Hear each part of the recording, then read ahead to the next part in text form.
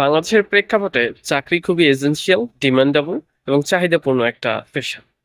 বাংলাদেশে চাকরির বাজার খুব ছোট, কিন্তু চাকরি প্রত্যাশী জব ক্যান্ডিডেট অনেক বেশি। সো এখানে প্রতিযোগিতা অনেক বেশি। আপনি চাইলেই আপনি আপনার প্রত্যাশিত একটা জবে যেতে পারবেন না বা ঢুকতে পারবেন না। সেজন্য আপনাকে স্রষ্টার সহায়তা, আপনার পরিশ্রম সবকিছু একাকার করে তারপরে আপনি আপনার সফলতার জায়গায় যেতে পারবেন বা আপনি আপনার কাঙ্ক্ষিত জায়গায় যেতে পারবেন। একজন জব প্রত্যাশী জানে তার কাঙ্ক্ষিত লক্ষ্যে পৌঁছতে হলে তাকে কত নির্ঘুম রাত কাটাতে হয়, তাকে কত পরিশ্রম করতে হয়, নিজের কত কিছু বলিদান করতে হয়। তাই প্রিয় জব প্রত্যাশী, আপনাদের জন্য আজকে আমার বেশ কিছু পরামর্শ হলো। বিশেষ করে নিবন্ধনের চাকরি চলে আসছে, সমাজসেবা অধিদপ্তরের সার্কুলার অলরেডি রানিং। নিবন্ধনের সার্কুলার হয়তো খুব দ্রুত প্রকাশিত হবে।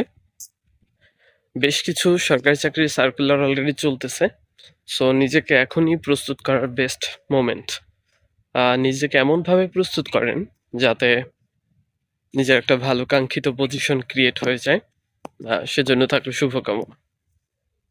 এখন অলরেডি নবম জাতীয় পে স্কেল দিয়ে দিয়েছে।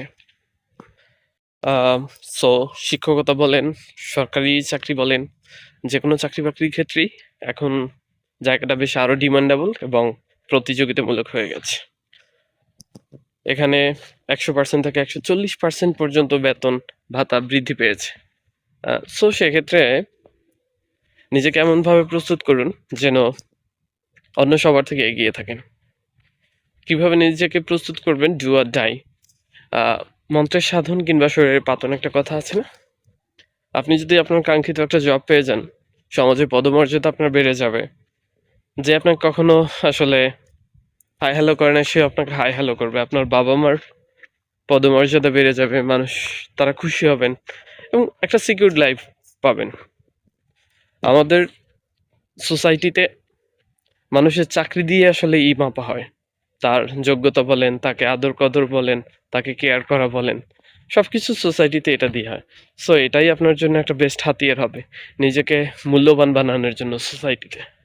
সো এই জন্য এমনভাবে নিজেকে প্রস্তুত করুন যাতে আসলে আপনি আপনার কাঙ্ক্ষিত লক্ষ্যগুলো পৌঁছতে পারেন। আপনি এখন ফ্রেশ গ্রাজুয়েট, আপনাকে এখন কেউ ডাকছে না, কিন্তু আপনি যেদিনকে গভর্নমেন্ট জব হোল্ডার হবেন, আপনাকে সেদিনকে আসলে সবাই পাত্তা দিবে, সবাই ডাকবে।